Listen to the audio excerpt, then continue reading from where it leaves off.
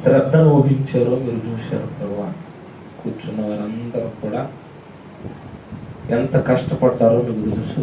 ఆ కష్టానికి తగిన ఫలమును మీరు అనుగ్రహించే దేవుడు. అందును బట్టి మీకు కృతజ్ఞతాస్తుతులు చెల్లిస్తున్నాను దేవా. నూతన సంవత్సరంలోకి వచ్చేసాం. 2021వ సంవత్సరాన్ని మేము చూడగలిగాం. అందులో పెద్ద గొప్పేమో కాదు కానీ నాయన, ఈ 2021వ సంవత్సరంలో మేము గ్రహించవలసినవి చాలా ఉన్నాయి, మేము మార్చుకోవలసినవి చాలా ఉన్నాయి. మా జీవితాలలో మమ్ములను మేము పరీక్షించుకుంటే, మమ్ములను మేము నాయన ఒక్కసారి ఆలోచించుకుంటే మా జీవితాలు మారినవో లేవో మాకు అర్థమైపోతుంది. ఆయన మారినట్టు నటించడం వేరు, మారటం వేరు. ఒక దైవజనుడు మాట్లాడుతూ ఎలా అంటున్నాను ఆయన, ఒక మనిషి నటించడం మొదలు పెడితే ఇక ఎప్పటికీ జీవించలేట, కానీ జీవించడానికి మొదలు పెడితే తన జీవితంలో నటనే ఉండదు. అవునాయన, మా జీవితాలలో ఒకవేళ మారినట్టు నటించే స్థితి ఉంటే ఈ సంవత్సర కాలంలో చావాలి. మా జీవితాలలో ప్రభువా మీకు నచ్చనివి మాలో ఉన్నవని తెలుసు కూడా వాటిని మేము ఉంచుకుని ఈ సంవత్సరం అంతయు మేము బ్రతికితే ఆయన ఈ నూతన సంవత్సరంలో వాటిని విడిచిపెట్టగలిగే మనస్సును మాకు. ఎవరు మంచివారు కాదు, మీ దృష్టికి విరోధులమే నాయన, మీకు అసహ్యులమే. మారిన మేము మారని వారిని చూసి ఎగతాళి చేయవలసిన అవసరం లేదు. వారి కోసం ప్రార్థించడం, వారిని రక్షించడానికి తాపత్రయపడాలంటే, వారిని ఎలాగైనా మీ మార్గంలోకి నడిపించడానికి నేను అహర్నిశలో కష్టపడాలి.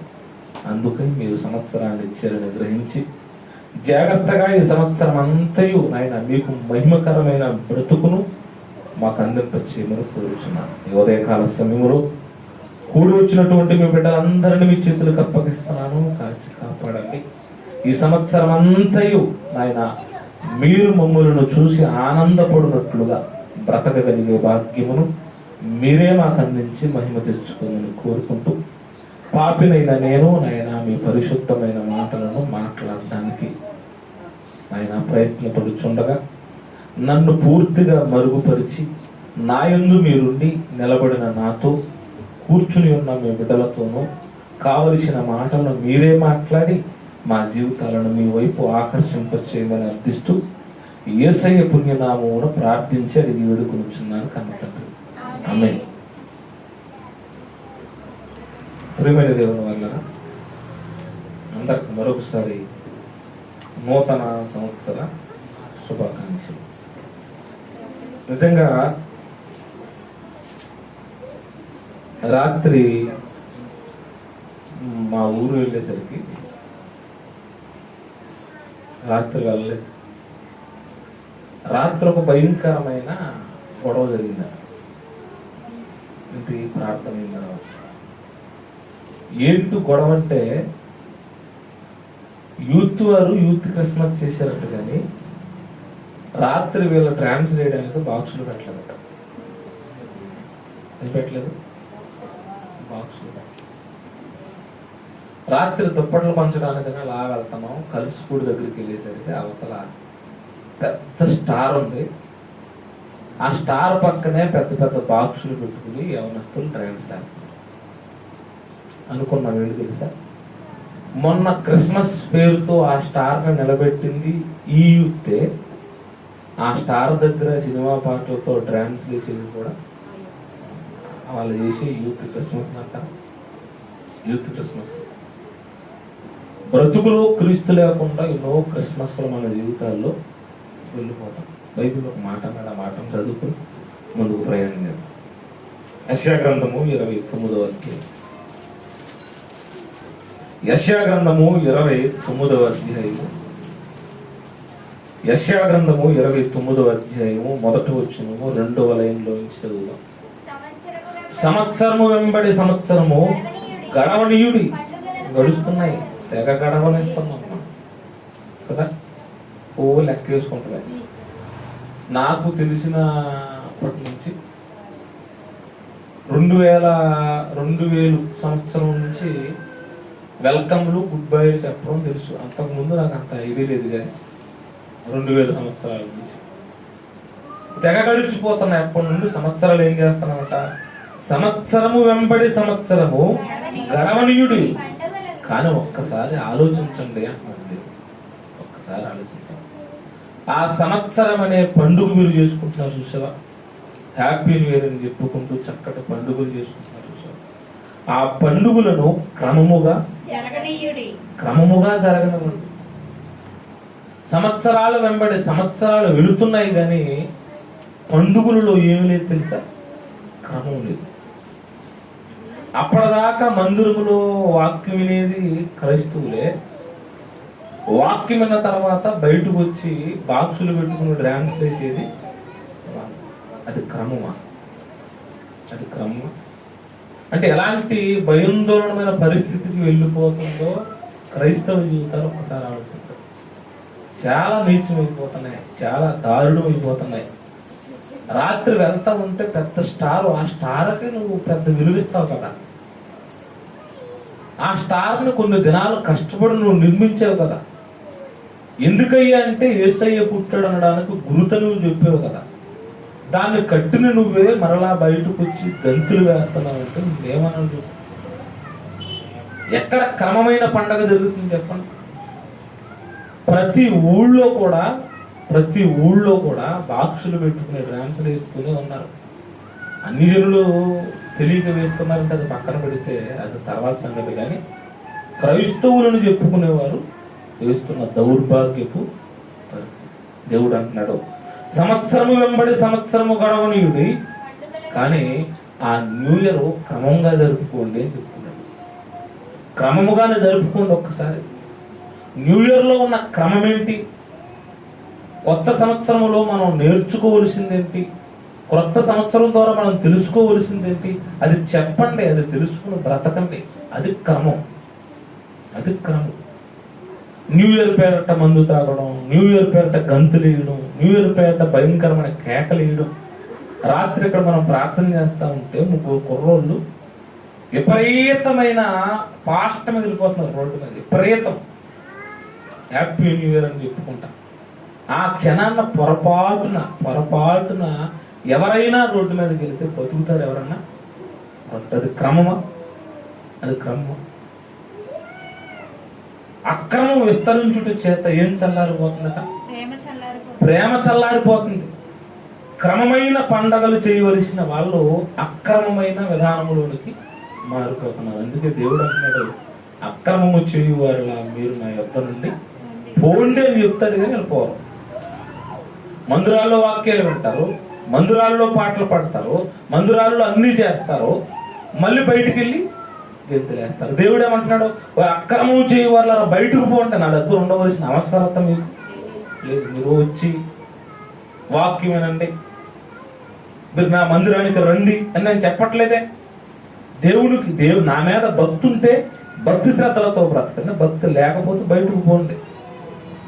కానీ అక్రమానికి మాత్రం నా దగ్గర చోటు లేదు. ఆయన ఒక క్రమం కలిగిన దేవుడు. ఆయనలో ఉన్నవన్నీ కూడా ఒక క్రమంగా ఉంటాయి. చూపు దగ్గర నుండి నడక వరకు, తలంపుల దగ్గర నుండి మాటలు మాట్లాడే వరకు ప్రతిదీ దేవుడు ఒక క్రమాన్ని పాటిస్తూ ఉంటాడు. అక్రమానికి ఎక్కడా కూడా దేవుడి దగ్గర చోటు ఉండదు. నూతన సంవత్సరం కూడా ఎలా గడపాలని దేవుడు అనుకుంటాడంటే ఒక క్రమబద్ధముగా జరిగించాలి, ఒక క్రమం. అందుకే బైబిల్ గ్రంథాన్ని కూడా దేవుడు ఎలా చదవమన్నాడో మనం చూస్తే చాలా ఆశ్చర్యం వేస్తుంది. చూడండి, యెషయా గ్రంథం 34వ అధ్యాయము. యెషయా గ్రంథము 34వ అధ్యాయము 16వ వచనం. యెషయా గ్రంథము 34వ అధ్యాయం 16వ వచనం. యెహోవా గ్రంథమును పరిశీలించి చదువుకున్నప్పుడు అర్థమవుతుంది. ఎలా పడితే అలా చదివేసి, మీ ఇష్టానుసారంగా చదివేసి, మీ ఆలోచనలతో చదివేసి, ఆ మాటలు అర్థం కాకుండా, ఆ మాటల్లో ఉన్న భావం అర్థం కాకుండా మీ ఇష్టానుసారంగా వాక్యాన్ని పాడు చేయకండి. మిమ్మల్ని బట్టి అన్ని జనుల్లో నేను ఏమైపోతున్నాను తెలుసా? దూషింపబడుతున్నాను. అంటే అన్ని జనులు బాక్సులు పెట్టుకుని డ్యాన్స్ వేస్తారు, క్రైస్తవులు కూడా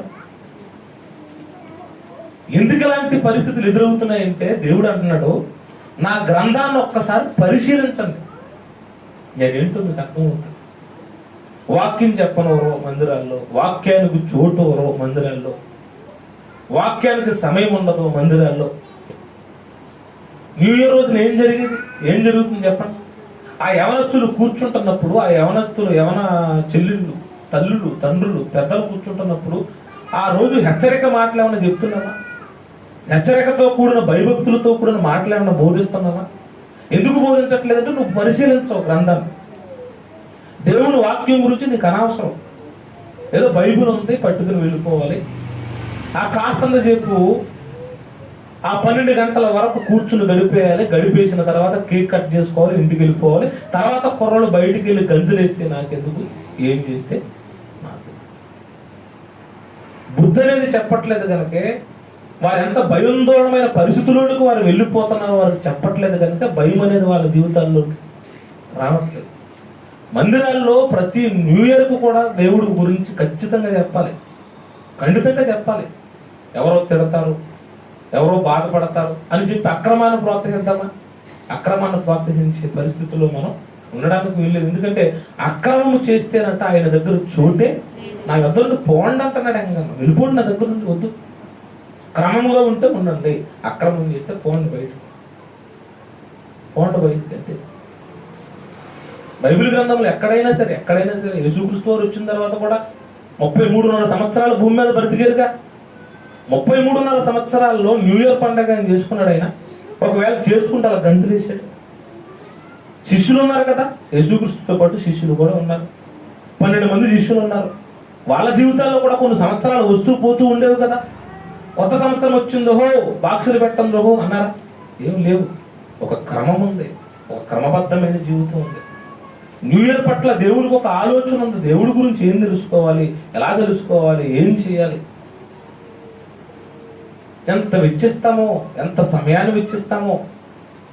బొమ్మల దగ్గర పేర్లు రాస్తూ ఉంటాం. ఎన్ని కలర్లు, ఇంద్రధనుస్సులో 7 కలర్లు తెచ్చేస్తారు.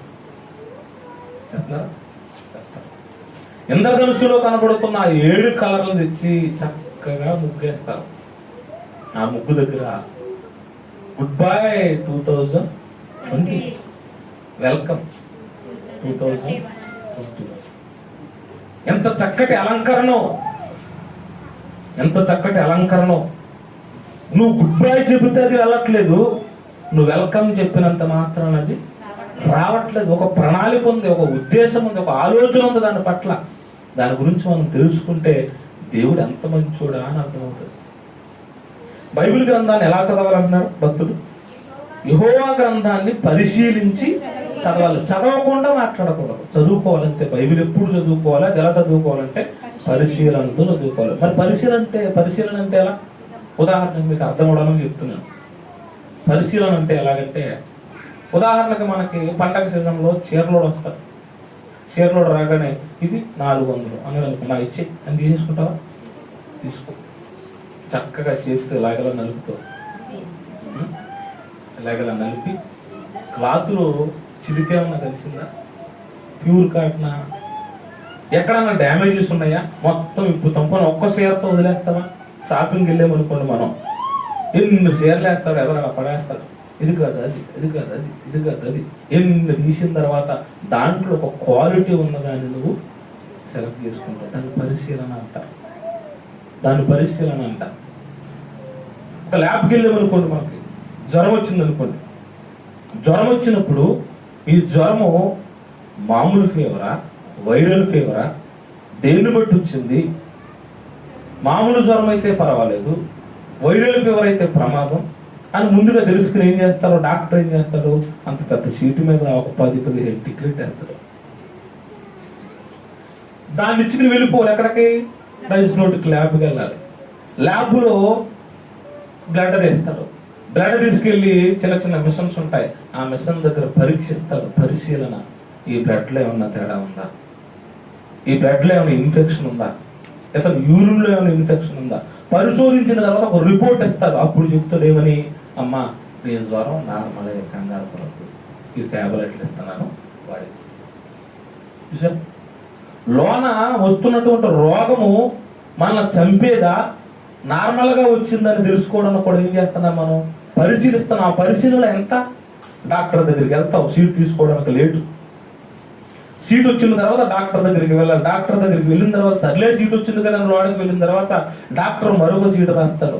నువ్వు ముందు నా దగ్గరకు వచ్చే ముందు ఈ పని తీసుకురా అంటాడు. మళ్ళా అక్కడికి ల్యాబ్కు పరుగున వెళ్ళాలి. ల్యాబ్ దగ్గరికి వెళ్ళిన తర్వాత వాడు బ్లడ్ తీసిన తర్వాత వెంటనే రిపోర్ట్ ఇస్తాడా? ఇవ్వడం. మరలా 1 గంట సేపు 2 గంటలు సాయంత్రము రమ్మంటాడు. అంటే పరిశోధన అనేది లేట్ అవుతుంది. ఆ పరిశోధన వలన మన జీవితానికి బాగు జరుగుతుంది. అందుకే దేవుడు కూడా ఏమంటున్నాడంటే, యెహోవా గ్రంథాన్ని అనగా నా గ్రంథాన్ని పరిశీలించి చదువుకోండి. ఇలా చదువుకునేవారంటే, నన్ను పరిశీలించేవారంటే నాకు చాలా ఇష్టం అన్న మాటలు కూడా ఒకసారి చూద్దాం. చూడండి, ఇర్మియా గ్రంథము 9వ అధ్యాయము. ఇర్మియా గ్రంథము 9వ అధ్యాయము 24వ వచనములో దేవుడు ఇలా మాట్లాడుతున్నాడు. నేను చదువుతాను, ఇది జాగ్రత్తగా. ఇర్మియా గ్రంథము 9వ అధ్యాయం 24వ వచనం. అతిశయించువాడు దేనిని బట్టి అతిశయింపవలెననగా, భూమి మీద కృప చూపుచు నీతి న్యాయములు జరిగించుచున్న యెహోవాను నేనే అని గ్రహించి నన్ను పరిశీలనగా తెలుసుకొనుటను బట్టి అతిశయింపవలను. అట్టి వాటిలో నేను ఆనందించువాడునని యెహోవా దేవుడినంట ఎలా పెడతారా నమ్మేమని దేవుడు చెప్పట్లేదు. మరి ఎలా నమ్మమంటున్నాడు? నన్ను మీరు ఏ పరీక్ష పెట్టుకుంటారో పెట్టుకోండి. నాలో పాపం ఉందని వెతుకుతారా? వెతుక్కోండి. నాలో మూర్ఖం ఉందని వెతుకుతారా? వెతుక్కోండి. నాలో భయంకరమైన లక్షణాలు ఉన్నాయని మీరు వెతుకుతారా? వెతుక్కోండి. అన్నిటిని వెరిఫికేషన్ చేసిన తర్వాత నేను దేవుణ్ణి అని మీకు అనిపిస్తేనే నమ్మండి. నాలో ఏ దైవత్వం లేకపోతే మీరు నన్ను విడిచిపెట్టేయండి. అంత మంచి షూరిటీ ఇచ్చాడండి బైబిల్ దేవుడు. బైబిల్ దేవుడు ఇచ్చినటువంటి షూరిటీ, బైబిల్ దేవుడు చెప్పినట్టు విధానం ఎక్కడా కూడా మనకి కనిపించదు. ఎలా పడితే అలా నమ్మేయండి అనడం, నన్ను గుడ్డుగా నమ్మేయండి అని చెప్పడం. నన్ను ఎలా నమ్మాలో తెలుసా? మీరు పరిశీలించుకోండి. నాలో పాపం ఉందని మీకు ఎవరైనా చెప్తున్నారా? అయితే చూడండి, నాలో పాపం ఉందో లేదో నీ కళ్ళ ముందు బైబిల్ గ్రంథం పెట్టాను.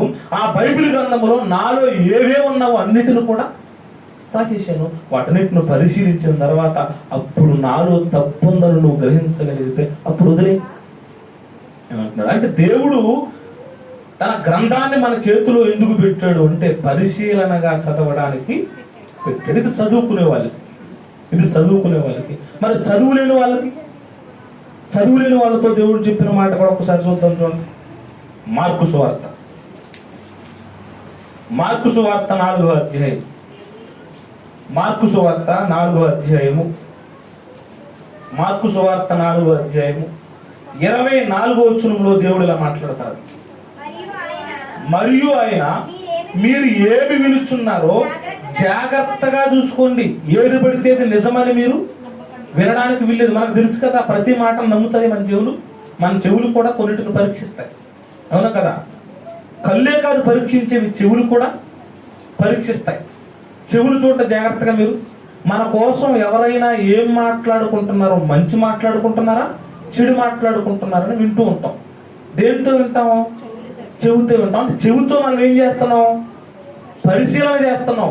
మంచి మాట్లాడుతున్నాడా, చెడు మాట్లాడుతున్నాడా, అసభ్యకరమైనవి మాట్లాడుతున్నాడా, నాకు మంచి చేసే పనులు మాట్లాడుతున్నాడా? అంటే చెవి కూడా దేన్ని పరీక్షిస్తుంది? మాటని పరీక్షిస్తుంది. కళ్ళుండి చదువున్న వాళ్ళు కంటితో వాక్యాన్ని పరిశీలించాలి. చెవులున్నవారు చెవులతో పరీక్షించాలంట. ఎలా పరీక్షించాలి? వాక్యము చెబుతున్నప్పుడు ఆ వాక్యము నిజమా అబద్ధమా, ఆ వాక్యము నా జీవితానికి అవసరమైనదా అబద్ధమైందా, ఇది కట్టు కదా అబద్ధముగా వీళ్ళ కల్పించి చెబుతున్నారా, వీటిని కూడా మనం పరిశీలించుకుంటూ వెళ్ళాలి. ఎందుకంటే ఇది జీవితం. 60 సంవత్సరాలతో అయిపోయేది కాదు. 60 సంవత్సరాల తర్వాత ఏమీ లేదనుకుంటే మన జీవితాన్ని మనమే పాడు చేసుకున్న వాళ్ళు అవుతాం. ఈ సంవత్సరం అంతా మనం చేయవలసిన పని ఏంటంటే, ఒకటి చదువున్న వారు వాక్యం చదువుతున్నప్పుడు పొద్దున్నే లేచి టిఫిన్ చేసేటప్పుడు కూర్చొని చదవాలి కదా నామకార్థంగా. సాయంత్రం పడుకునేటప్పుడు మరలా ఒక అధ్యాయం చదవాలి కదా నామకార్థంగా చదవకూడదు. ఒకవేళ నువ్వు స్కూల్కి వెళ్ళిన తర్వాత టీచర్ గారు చదవమన్నారు కదా నామకార్థంగా, ఇంటికి వచ్చిన తర్వాత తల్లిదండ్రులు చదవమన్నారు కదా నామకార్థంగా చదివే అనుకో, డెఫినెట్ గా ఏమైపోతుంది తెలుసా? ఎగ్జామ్ లో ఫెయిల్ అయిపోతాం. మనసు పెట్టాలి, అది ఎంతవరకు నిజమో ఆలోచించాలి, పరీక్షించాలి. పరిశీలన అనేది ఎప్పుడు కూడా మన జీవితాలని బాగు చేస్తుంది. ఇప్పుడు దేవుడు ప్రేమను ఈ ఉదయకాలంలో చెప్పాలని ఆశపడుతున్నారు. త్వరగానే ముగిస్తా. ఇక నుంచి ఒక చక్కటి ఆలోచనతో ఈ సంవత్సరం అంతా కూడా కొన్ని విలువైన సత్యాలతో కూడిన మాటలు మనం నేర్చుకుంటూ, బలపడుతూ, యేసయ్య రాకడను ఎదుర్కొంటూ, యేసయ్య రాకడకు కావలసినటువంటి సద్గుణాలను ఏవైతే మనం సంపాదించుకోవాలని దేవుడు చెప్పిన వాటిని వాక్యము ద్వారా, ప్రార్థన ద్వారా, దైవజనుల ద్వారా సంపాదించుకుంటూ వినడము, చెప్పడము, రావడము, వెళ్ళిపోవడం కాదు. కానీ చెప్పేవాడు పాటించాలి, వినేవాడు పాటించాలి, వచ్చేవాడు పాటించాలి, వెళ్ళేవాడు పాటించాలి. పాటించటం కంటే ప్రధానమైన లక్షణం మరొకటి లేదు. పాటించడం ఒక్కటి చేయకుండా ఈ 4 పనులు చేసిన ఆ 4 వలన మన జీవితానికి ఎటువంటి ఉపయోగము లేదు. ఓకే, ఈరోజు ఒక వచనాన్ని మనం పరిశీలిద్దాం. కీర్తనకారుడు ఈ నూతన సంవత్సరం కోసం చెప్పబడుతున్న మాటను చూసినప్పుడు చాలా ఆశ్చర్యం వేసింది. నిజమే, పరిశీలన ఎప్పుడు కూడా మనల్ని ఆశ్చర్యంలోనికే తీసుకువెళ్తూ ఉంటుంది. కీర్తన గ్రంథము 65వ అధ్యాయము, కీర్తన గ్రంథము 65వ అధ్యాయము. మీ బైబిల్ కూడా చూడండి జాగ్రత్తగా, అలాగా ఉందో లేదో మీరు గమనించండి. కీర్తన గ్రంథము 65వ అధ్యాయము 11వ వచనములో భక్తుడు దేవుని గురించి మాట్లాడుతున్నాడు. దేవుడు ఈ రోజు మనతో మాట్లాడుతున్నాడు. ఏమని చెబుతున్నాడు చూడండి. సంవత్సరమును నీ దయా కిరీటమును ధరింపజేసి ఉన్నావు అని భక్తుడు దేవుడితో చెబుతున్నాడు. సంవత్సరమును నీ దయా కిరీటమును ధరింపజేసి ఉన్నావు. నిజంగా చెప్తున్నాను, ఈ మాట చదువుతున్నప్పుడు మీకు అర్థమైంది ఏంటో చెప్పాలి. ఈ మాట చదువుతున్నప్పుడు మనకు అర్థమైంది ఏంటి? అమ్మా, ఇప్పుడు దాకా పాట పాడారు, చెల్లెలు కూడా ఒక పాట పాడారు. ఈ మాట చదువుతున్నప్పుడు మనకు అర్థమైంది ఏంటి? సంవత్సరం అనేది దేవుడు అనుగ్రహించిన, చెప్పాలి గట్టిగా, సంవత్సరం అనేది దేవుడు అనుగ్రహించిన, సంవత్సరం అనేది దేవుడు అనుగ్రహించిన, సంవత్సరం అనేది దేవుడు అనుగ్రహించిన. అలా ఉందా బైబిల్లో అలా ఉందా? ఆ మాటను అలా చూసుకుంటూ వెళ్ళిపోవటం వల్ల దేవుని యొక్క ఒక మంచి తత్వము మనం వదిలేస్తున్నాం. దేవుని యొక్క ఒక మంచి గుణాన్ని మనం మిస్ అవుతున్నాం. ఎందుకంటే పరిశీలన అనేది లేకపోవడం. బైబిల్లో ప్రతి అక్షరానికి విలువ ఉంది. ప్రతి అక్షరానికి ఆ అక్షరంలో పొల్లు వచ్చినా, ఆ అక్షరంలో చదవడంలో ఇబ్బంది వచ్చినా ఆ భావం పూర్తిగా కూడా మారిపోతుంది. ఇప్పుడు ఒకసారి చదువుదాం. దేవుడు ఏమంటున్నాడు? సంవత్సరమను అన్నాడా, సంవత్సరమును అన్నాడా? మను వేరు, మును వేరు. సంవత్సరమును అంటే సంవత్సరమును అన్నాడు, దాని పక్కన పెట్టాడు. నెక్స్ట్, నీ దయా కిరీటము ధరింపజేసి. సంవత్సరమును దానితో పాటు ఏమిస్తున్నాడట? దయా కిరీటం. సంవత్సరము దయా కిరీటం కదట, సంవత్సరముతో పాటు దేవుడు దయా కిరీటం ఇస్తున్నాడంట. మనం సంవత్సరమే దయా కిరీటం అనుకుంటున్నాం. సంవత్సరము దయా కిరీటం కాదు, సంవత్సరము వేరు, దేవుడు ఇస్తున్నటువంటి దయా కిరీటము వేరు.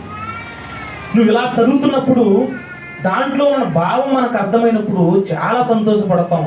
దేవుడు ఎంత మంచోడా అనిపిస్తూ ఉంటారు, ఎంత మంచోడా అనిపిస్తూ ఉంటారు. అందుకే బైబిల్ని మనం ఎలా పడితే అలా చదవకూడదు. దేవుడు ఎలా చదవమన్నాడో అలా చదవాలి. ప్రార్థన చేసుకో, చక్కగా మోకరించు. మోకాల్లోనూ ప్రతి రాత్రి నువ్వు చదువుతున్నప్పుడు, ప్రతి ఉదయం నువ్వు చదువుతున్నప్పుడు, నువ్వు ఎప్పుడెప్పుడు దేవుని వాక్యాన్ని చదువుతావో అప్పుడు ఒక్కసారి మోకరించి ఒక్కసారి ఆ రెఫరెన్స్ను గుర్తుపెట్టుకో. దేవా, నీ గ్రంథమును పరిశీలించి చదవమన్నావు కదా, నేను పరిశీలించి చదువుతున్నప్పుడు నీ గ్రంథమందు అనేకమైన ఆశ్చర్యమైన సంగతులు నేను గుర్తించినట్లుగా నా మనోనేత్రములు తెరవవా అని ఒక్కసారి చిన్న ప్రార్థన చేసుకుని చదవచ్చుగా. కొన్ని విషయాలు మీకు తెలిసినవే, అవి నేను ఎందుకు చెప్తున్నానంటే అర్థం కావాలి. ప్రతి దానికి కూడా నిన్ననే ఇంగ్లీష్ గురించి మాట్లాడుతూ ఒక ఆయన యూట్యూబ్లో ఇలా పెట్టాడు. ఈ 10 నిమిషాలు వీడియో మీరు చూస్తే 10 నిమిషాల్లో మీరు ఇంగ్లీష్ మాట్లాడతారు. 10 నిమిషాలు వీడియో మీరు చూడగలిగితే 10 నిమిషాల్లోనే మీరు ఇంగ్లీషు మాట్లాడతారు. ఆ 10 నిమిషాల్లో ఇంగ్లీష్ మాట్లాడటం ఎలా అంటే దానికి ఒక ఫార్ములా చెప్తున్నాడు. ఏంటంట? ఎస్ అంట, వి అంట, ఓ అంట. SVO ఈ 3 ఉంటే నువ్వు ఇంగ్లీష్ ఈజీగా మాట్లాడవచ్చు. ఎందుకంటే SVO ఉంటే మాట్లాడేయడం ఏంటి అంటే చెప్తున్నాడు. ఎస్ అంటే సబ్జెక్ట్ అట, వి అంటే వెర్బ్ అట, ఓ అంటే ఆబ్జెక్ట్ అట. ఏ పదములోనైనా సరే ఇంగ్లీష్ వెంటనే రావడానికట ముందు సబ్జెక్టుతో స్టార్ట్ అవుతుందంట, వెర్బ్ వస్తుందట, వెర్బ్ నుండి ఆబ్జెక్ట్ పెరుగుతుందట. ఆ వెర్సను తర్వాత మీకు ఇవన్నీ నేను చెప్పడానికి కాదు. ఇలా ఈ విధంగా నేర్చుకుంటే ఇంగ్లీష్ వెంటనే మనం మాట్లాడచ్చు. బైబిల్ కూడా మనకు అర్థం కావాలి అంటే ముఖ్యంగా ప్రాముఖ్యంగా దేవుని సన్నిధిలో ప్రార్థన చేయాలి. దేవా, నీ వాక్యము నేను చదువుతున్నప్పుడు, నీ వాక్యమును నేను వింటున్నప్పుడు, నీ వాక్యము కోసం నేను పరుగులు తీస్తున్నప్పుడు అందున్నటువంటి నీ ఆలోచన నేను గ్రహించినట్లుగా నేను చదువుతున్నప్పుడు పరిశీలన కలిగే మనసుని, నేను వింటున్నప్పుడు పరిశీలన కలిగే చెవులని, నేను ఎక్కడికైనా మీటింగ్స్కి వెళ్తున్నప్పుడు ఆ వాక్యం వెంటనే గ్రహించగలిగే మనసుని అని ప్రార్థన చేసుకుని ఆ కార్యక్రమాన్ని మొదలు పెట్టగలిగితే బైబిల్ గ్రంథమందు మనం కూడా దేవుని గురించి అనేక మంచి విషయాలు మనం నేర్చుకోగలుగుతాం. ఇప్పుడు దేవుడు ఏమంటున్నాడు? సంవత్సరమును నీ దయా కిరీటము ధరింపజేసి ఉన్నావు. సంవత్సరం వస్తుంది అనుకుంటున్నావు నువ్వు, కాబట్టి నువ్వేమనుకుంటున్నావు అంటే వెల్కమ్ టు 2021, వెల్కమ్ టు 2021 అని ప్రతి ఒక్కరూ రాశారు. కానీ వెల్కమ్ టు దేవుని దయా కిరీటం అని రాశారు ఎక్కడన్నా? ఎవరన్నా రాశారు? ఎవరన్నా వెల్కమ్ చెప్తున్నారు? మన ఆ దయా కిరీటం గురించి ఎవరన్నా మాట్లాడుతున్నారు? మన ఎవరు మాట్లాడతారా? ఏ ముగ్గు దగ్గరికి వెళ్ళినా అదే, ఏ గ్రీటింగ్ కార్డు దగ్గరికి వెళ్ళినా అదే, ఎవరు పోస్ట్ పంపినా సెలవు అదే. ఏమంటున్నారు? వెల్కమ్ టు 2021 అని అడుగుతున్నారు. కానీ ఏ వెల్కమ్ చెప్పకుండా సంవత్సరం వెనకాలే వస్తున్నటువంటి దయా కిరీటం గురించి ఎప్పుడన్నా నువ్వు ఆలోచించావా? ఇంకొక విషయం చెప్పను మీకు. సంవత్సరం మాత్రమే పంపి దేవుడు వెనకాలే దయా కిరీటం పంపకపోతే భూమి మీద ఏ మనిషి బతకడు. తెలుసా? ఏ మనిషి బతకడు. సంవత్సరం మాత్రమే నువ్వు అనుకుంటున్నావు కదా, రా రా వెల్కమ్ ఏంటి, సంవత్సరాన్ని రమ్మని పిలుస్తున్నావు. నువ్వు రమ్మన్నది సంవత్సరమే గనక దేవుడు కూడా ఈడు సంవత్సరమే అడుగుతున్నాడు, ఈమె సంవత్సరమే అడుగుతుంది గనక నేను సంవత్సరమే పంపుతానని 365 రోజులు డిజైన్ చేసి పంపేశాడు అనుకోండి. సంవత్సరం మాత్రమే వచ్చి ఆ వెనకాల దేవుడు దయా కిరీటంలో పంపించకపోతే ఒక్క మనిషి భూమి మీద బతకడం. ఒక్క మనిషి బతకడం. నువ్వు ప్రార్థించకపోయినా, నువ్వు కోరుకోకపోయినా, నువ్వు అసలు ఆలోచించకపోయినా, నువ్వు క్యాలెండర్ తయారు చేసుకుంటున్నప్పుడు ఎప్పుడు కూడా పైన ఏముంటుంది తెలుసా? 2021 జనవరి, ఫిబ్రవరి, March, April, May, June, July, August, September, October, November, December. ఈ సంవత్సరం 12 మాసాలలో 2021 పక్కన ఎక్కడైనా సరే దయా కిరీటం అని ఎవరైనా రాస్తారా? చూడండి, ఎవ్వరు రాయరు. విచిత్రం ఏంటి తెలుసా? 2021లో జనవరిలో దేవుని దయా కిరీటం లేకపోయినా, ఫిబ్రవరిలో దేవుని దయా కిరీటం లేకపోయినా, మార్చిలో దేవుని దయా కిరీటం లేకపోయినా, 12 నెలలలో దేవుని దయా కిరీటం లేకపోతే మన జీవితాలు ఎలా అయిపోతాయంటే అలా అయిపోతాయంటే. ఇప్పుడు చూద్దాం దేవుని దయా కిరీటం అంటే ఏంటి అసలు. ఏంటి దేవుడు అనుగ్రహిస్తున్నటువంటి ఆ దయా కిరీటం అంటే? పక్షుల గురించి, జంతువుల గురించి బైబిల్ గ్రంథంలో రాయబడిన ఒక మాటను చూద్దాం. ముందు కీర్తన గ్రంథము 104వ అధ్యాయం. కీర్తన గ్రంథము 104వ అధ్యాయము 24వ వచనం నుండి చదువుదాం. కీర్తన గ్రంథము 104వ అధ్యాయము 27వ వచనం చదివేద్దాం. తగిన కాలమున నీవు వాటికి ఆహారం ఇచ్చేదవని, ఇవన్నీ నీ దయ కొరకు కనిపెట్టుచున్నవని, నీవు వాటికి పెట్టునది అవి కూర్చుకొనును, నీవు గుప్పుళ్ళు విప్పగా అవి మంచి వాటిని తిని తృప్తి పడుచున్నవి. జంతువుల గురించి మాట్లాడుతూ దేవుడు చెప్తున్నా, తగిన కాలమున నీవు వాటికి ఆహారం ఇచ్చేదవని, ఇవన్నీ నీ దయ కొరకు కనిపెడుతున్నాయి. దేవుని దయా కిరీటం ఏంటో తెలుసా? సంవత్సరములో నువ్వు తినడానికి తిండి పంపించలేదు అనుకోండి, భూమంతటని చెప్పించేసి ఎక్కడా భూపంట పండకూడదు అని చెప్పాడు అనుకోండి, 2021వ సంవత్సరంలో నీకేంటి ఉపయోగం? చెప్పు. భూపంట ఎక్కర్లేదు అనుకోండి, బియ్యం కొట్లు ఎక్కడ ఉంటాయి? ఆ గోధుమ పిండితో బతికేస్తారు. అసలు పంటే కదా అది. గోధుమ పంట లేకపోతే దేవుడు దయగా వేటిని ఇస్తున్నాడట, తగిన కాలమున నీవు వాటికి ఆహారం ఇచ్చేదవని, ఇవన్నీ నీ దయ కొరకు. అంటే ఆహారము దేవుని దయ వలన. దాహం అవ్వగానే కాలువలో వాటర్ ప్రవహిస్తున్నాయంటే నువ్వేమన్నా తయారు చేసుకుంటున్నావు వాటర్ని? నువ్వేమన్నా రమ్మంటే నదులు నిండుతాయి అనుకుంటున్నావా? నువ్వేమన్నా ప్రార్థన చేస్తే వర్షం వస్తుంది అనుకుంటున్నావా? నువ్వేమన్నా దేవుడి సన్నిధికి వచ్చి కూర్చుంటే వచ్చేస్తుంది అనుకుంటున్నావా? కాదట. నీకు దాహం అవుతుంది అన్న విషయం తెలిసి 365 రోజుల్లో నేను ఒక్క రోజు కూడా నీళ్లు తాగకుండా బతికేస్తాను చెప్పండి. నేను ఒక్క రోజు కూడా 2020లో నీళ్లు తాగలేదని నేను చెప్పను. ఎన్ని నీళ్లు, ఎన్ని డ్రింకులు, ఎన్ని జ్యూసులు, ఎన్ని త్రాగేస్తున్నావు, ఎన్ని త్రాగేస్తున్నావు. ఇవన్నీ ఎలాగొస్తున్నాయి అనుకుంటున్నారు? సంవత్సరముతో పాటు దేవుడు దయా కిరీటమును ధరింపజేశాడు గనక నీకు తిండి దొరుకుతుంది, ధరింపజేశాడు గనక త్రాగడానికి నీరు దొరుకుతుంది, ధరింపజేశాడు గనక కట్టుకోవడానికి వస్త్రం దొరుకుతుంది. వస్త్ర పరిశ్రమలు ఎలా వచ్చేసినాయి? వస్త్రాలు, రకరకాల దుస్తులు ఎలా కొనేసుకుంటున్నావు? డిసెంబర్ మాసం రాగానే ఎవరి డ్రెస్ వారిది, ఎవరి బండు వారిది, ఎవరి ఇల్లు వారిది, ఎవరి మెటీరియల్స్ వాళ్ళవి. ఇవన్నీ నీకు ఎలా వచ్చేస్తాను అనుకుంటున్నావు? దేవుడు దయతో పంపుతున్నటువంటి కిరీటం అది. సంవత్సరముతో పాటు ఈ కిరీటము రాకపోతే క్షణమైన మనిషి భూమి మీద బ్రతికే అవకాశం. ఒక సంవత్సరమే వస్తుంది అనుకోవచ్చు నువ్వు ఎప్పుడు కూడా. సంవత్సరముతో పాటు గాలి వస్తుంది. గాలి లేకపోతే క్షణం బ్రతకగలం మనం? ఊపిరి లేకపోతే మనం బ్రతకగలమా? ఎప్పుడు వెల్కమ్ ఒకదానికి చెప్తావు. నువ్వు దేనికి చెప్తావు? 2021 వెల్కమ్ టు 2020 గాలికి చెప్పావా? నువ్వు చెప్పలేదని ఆయన ఆపేస్తే. ఆహారానికి చెప్పావా వెల్కమ్? నువ్వు చెప్పలేదని ఆయన ఆపేస్తే. తాగడానికి నీళ్లు కోసం చెప్పావా వెల్కమ్? నువ్వు చెప్పలేదని ఆయన ఆపేస్తే. దేవుడు ఎంత మంచివాడో నువ్వు చెప్తున్నాడు. అందుకే బైబిల్ గ్రంథం పరిశీలిస్తే దేవుడి యొక్క ఔన్నత్యం బయటపడుతుంది, దేవుడి యొక్క ప్రేమ బయటపడుతుంది. బైబిల్ గ్రంథంలో దేవుడి కోసం రాయబడిన కొన్ని మాటలు చూస్తాను. కీర్తన గ్రంథం 86వ అధ్యాయం, కీర్తన గ్రంథము 86వ అధ్యాయం 15వ వచనం. కీర్తన గ్రంథం 86వ అధ్యాయము 15వ వచనం. ప్రభువా, నీవు దయాదాక్షణ్యములు గల దేవుడవు. అబ్బా, ఎలాంటి దేవుడు అంటే ఆయన? దయ అంటే ఆయన జీవితం అంతా దయ. ఆ దయ ఆయనలో లేకపోతే ఈరోజు మనం ఎన్ని సంవత్సరాలు వచ్చినా సంవత్సరం మొదటి రోజున చచ్చిపోతాం. తెలుసా? మొదటి రోజుని బాగా దాహం అవుతుంది.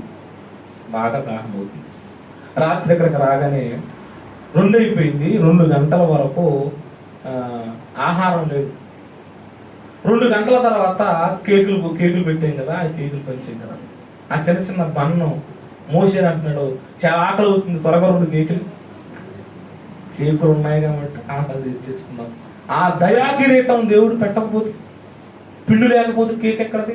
కోల్డ్ లేకపోతే గుడ్డు ఎక్కడది? ఇవన్నీ ఇస్తున్నది ఎవరు?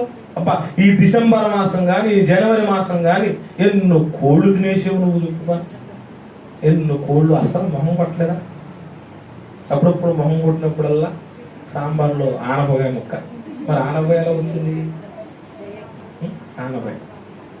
వేడి చేస్తే పెరుగు ఎలా వచ్చింది నీకు? గేదె ఎలా వచ్చింది? సరే, ఒక్కదాని గురించి నువ్వు ఆలోచించుకుంటూ వెళ్ళిపోతే 365 రోజులకి దేవుడు దయా కిరీటము ధరింపజేసి పంపించకపోతే, ఆ కిరీటం అనేది లేకపోతే, ఆ దయా కిరీటము లేకపోతే అస్సలు సంవత్సరంలో బ్రతికే అవకాశమే ఎంత స్తుతించాలి చెప్పండి. అందుకే భక్తుడైన దావీదు గారు ఒక మాట అంటారు, ఇప్పుడు ఇష్టమైన మాట బైబిల్ గ్రంథంలో. ఏంటంటే మాట చూద్దాం. కీర్తన గ్రంథం 113వ అధ్యాయం ముగిస్తాం. కీర్తన గ్రంథం 113వ అధ్యాయము 3వ వచనం. సూర్యోదయము మొదలుకొని సూర్యుడు అస్తమించేంత వరకు దేవా నువ్వు స్తుతింపబడిన వాడివే. సూర్యుడు మొదలుకొని సూర్యుడు వెళ్ళిపోయేంత వరకు ప్రతి మనిషి కూడా నీకు స్తుతులు చెల్లిస్తూనే ఉండాలి. స్తుతులు చెల్లిస్తూనే ఉండాలి. మంగళవారమే కాదు నువ్వు పంపేది, మంగళవారంతో పాటు ఆహారాన్ని పంపుతున్నావు, ఆహారంతో పాటు నీళ్ళను పంపుతున్నావు, నీళ్లతో పాటు వస్త్రాలను పంపుతున్నావు, వస్త్రాలతో పాటు ఆరోగ్యాన్ని పంపుతున్నావు. ఎన్ని పంపుతున్నావు నాయన. నేను ఒక్క మాటలో చెప్పాలంటే సూర్యుడు ఉదయించిన కానుండి సూర్యుడు అస్తమించేంత వరకు నీకు స్తుతులు చెల్లించడం మొదలుపెట్టిన స్తుతులు నీకు చాలనే చాలవు. నువ్వు నా పట్ల చూపిస్తున్న దయ అంత గొప్ప, అంత గొప్ప. నువ్వు సంవత్సరానికి వెల్కమ్ చెప్పడం కాదు, ఇక నుండి మన జీవితం ఎలా ఉండాలి తెలుసా? 2022వ సంవత్సరం ఒకవేళ దేవుడు మనకు అనుగ్రహిస్తే ఆ రోజు నువ్వు దేనికి వెల్కమ్ చెప్పాలి తెలుసా? ప్రభువా 2022వ సంవత్సరమే కాదు నాయన, నువ్వు పంపిస్తున్నటువంటి దయా కిరీటమును బట్టి నీకు కృతజ్ఞత స్తుతులు చెల్లిస్తున్నాను. బైబిల్లో దావీదు అంటాడు ఒక మాట, చూసుకుంటూ కీర్తన గ్రంథం 106వ అధ్యాయం, కీర్తన గ్రంథం 106వ అధ్యాయం 5వ వచనం. నీ స్వాస్యమైన వారితో కీర్తన గ్రంథం 107వ అధ్యాయం చదువుతున్నాము. యెహోవా దయాళుడు, ఆయనకు కృతజ్ఞతాస్తుతులు చెల్లించావు. నన్ను చెల్లించావు. రాత్రి ప్రార్థన చేశాం. దేనికోసం ప్రార్థన చేశాం?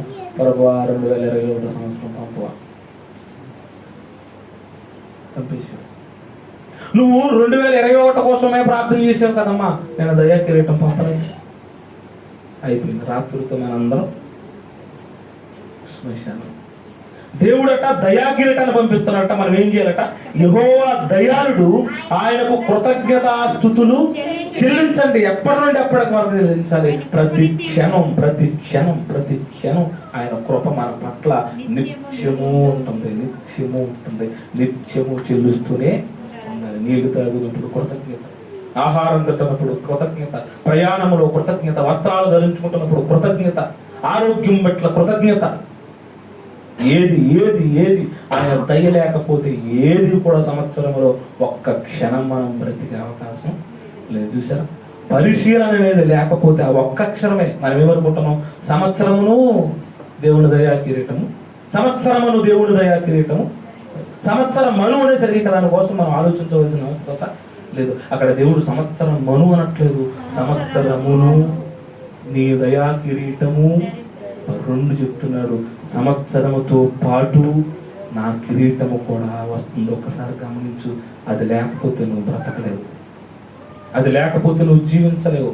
నువ్వంటే నాకు చాలా ఇష్టం, నేను దయాళుణ్ణి, నువ్వు నన్ను అడగకపోయినా, నన్ను కోరుకోకపోయినా, నువ్వు సంవత్సరాన్నే అడుగుతున్నా నీకు గాలిలో పంపుతున్నాను, నువ్వు సంవత్సరాన్నే అడుగుతున్నా నీకు భూమికి పండగలిగే శక్తిని ఇస్తున్నాను, తినడానికి ఆహారాన్ని ఇస్తున్నాను. ఎన్ని జంతువులని ఎన్ని తింటున్నాను. మీరు తర్వాత ఇంటికి వెళ్ళిన తర్వాత చదవుకోండి. కీర్తన గ్రంథం 65:8 నుండి చదువుకోండి. పైనుండి చెప్పుకుంటూ వస్తాడు ఆ దయా కిరీటం ఏంటో, ఎన్ని చేస్తాడో, ఎన్ని చేస్తాడు. ఆ వాటన్నిటిని పెట్టి అప్పుడు సంవత్సరాన్ని మన దగ్గరికి పంపుతాడు. మనం ఏం చేయాలి చెప్పండి? ఈ సంవత్సరం అంతా ప్రతిదినం దేవునికి చెల్లించవలసింది ఏంటో తెలుసా? దేవా మీ దయ లేకపోతే మేము బ్రతకలేము. నేను త్రాగే నీరు నీవిచ్చింది, నేను తినే ఆహారము నీవిచ్చింది, నేను ధరించుకునే వస్త్రము నీవిచ్చింది, ఆఖరికి నేను కట్టుకున్న ఇల్లు కూడా నీవిచ్చింది. నీ మెటీరియల్స్ ఇవ్వకపోతే ఎక్కడ తెస్తాం? సముద్రంలో ఇసుక పెడుతున్నావు కాబట్టి ఇసుకతో పడతాం, మట్టి ఇచ్చావు కాబట్టి ఇటుకులతో పడతాం. మెటీరియల్ ఇచ్చేది నువ్వు, అవి ఇవ్వకపోతే మేము ఎలా బ్రతుకుతాం? మేము ఎలా కట్టుకుంటాం? ఎలా జీవిస్తాం? అదే తాటేగిళ్ళు ఉన్నాయి కదా, మరి తాటేగిలు ఎవరు ఇచ్చారు?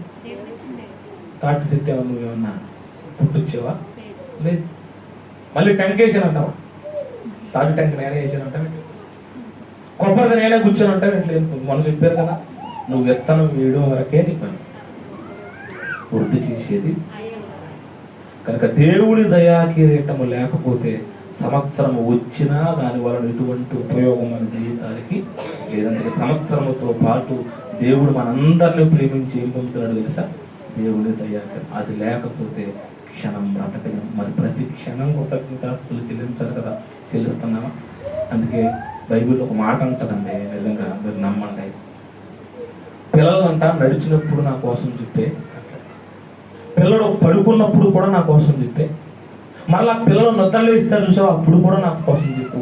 ఎందుకంటే వాడు నడిచినప్పుడు నా దయ ఉంది, వాడు పడుకున్నప్పుడు నా దయ ఉంది, వాడు నిద్ర లేచినప్పుడు నా దయ ఉంది, వాడు ఆహారం తింటున్నప్పుడు నా దయ ఉంది, వాడు దాహాన్ని తాగుతున్నప్పుడు నా దయ ఉంది, వస్త్రాలు ధరించుకుంటున్నప్పుడు నా దయ లేని క్షణం ఏ మనిషిలో లేదు. నా దయ గురించి చిన్నప్పటి నుండే చెప్పండి, పెద్ద అయిన తర్వాత వారు ఆ త్రోవ నుండి మనకు చెప్పలేదు కనుక మనం స్తుతులు చెల్లించాం.